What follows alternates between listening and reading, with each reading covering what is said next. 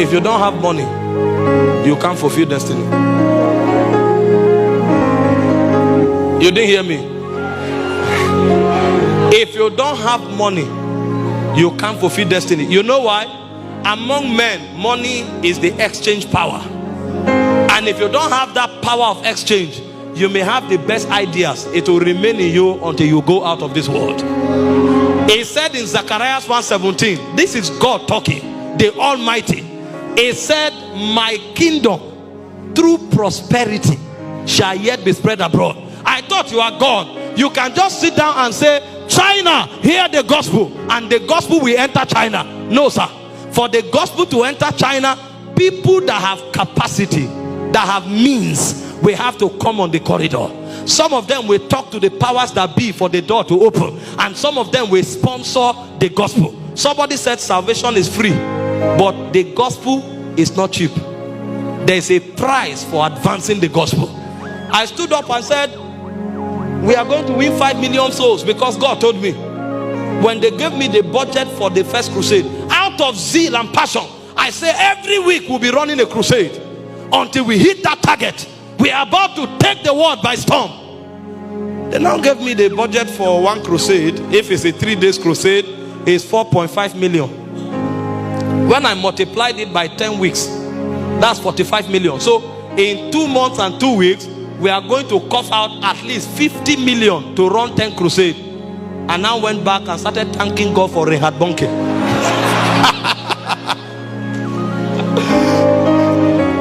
Not everything is zeal. Deuteronomy 8:18, it said, thou shalt remember the Lord thy God. It is him that giveth thee power to get wealth, that you might establish his covenant. So the covenant of God is not only established by prayer, it is established by wealth. And so anybody who is visionary will respect money.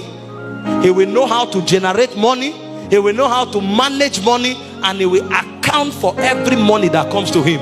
You find a man who is wasteful with finances, he's not a visionary person. Do you know why I'm telling you this? This is a new generation emerging. They think everything there is about changing the world is kapaka, rakaba, shababa, and they are praying in tongues with a lot of arrogance and say, we will take this world, ikaka, ibaka. By the time you pray for 5 years, you will sit down and ask the fathers, what did you know? Today when you talk about money, they say all these fake pastors, and well, every time money. There's such a thing called the whole counsel of God. They say preach holiness, preach holiness. If there's no money, how will people hear the holiness message? Is it not microphone you use to preach the holiness message? Is it not on the media you put the holiness message? Is it angels that load data there?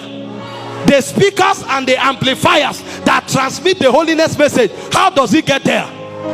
You just see people who have no idea, the devil using them to attack what God is doing, coming to talk, and gullible Christians will come and be supporting them. Yes, so all these pastors talking prosperity. Prosperity is as important as holiness. The only problem you have is when you preach prosperity alone, then you can make people become carnal and pursuers of money. But for you to say, don't preach money, don't preach, you are joking. You don't know the ABCs of vision. Without money, whether in the kingdom or in the world, you can never advance vision. Go and find out how much is spent on the Premier League. Go and find out how much is spent in most of these global gadgets that we are buying every day. Find out the economic intelligence that is put in. Let me tell you something. If you want to succeed as a pastor, you must understand the covenant of money, and you must also understand the economics of finances. If you don't know how to handle money, no matter how spiritual what you are doing is, it will go nowhere. And then for those of you who are operating in the secular space, you even need it more.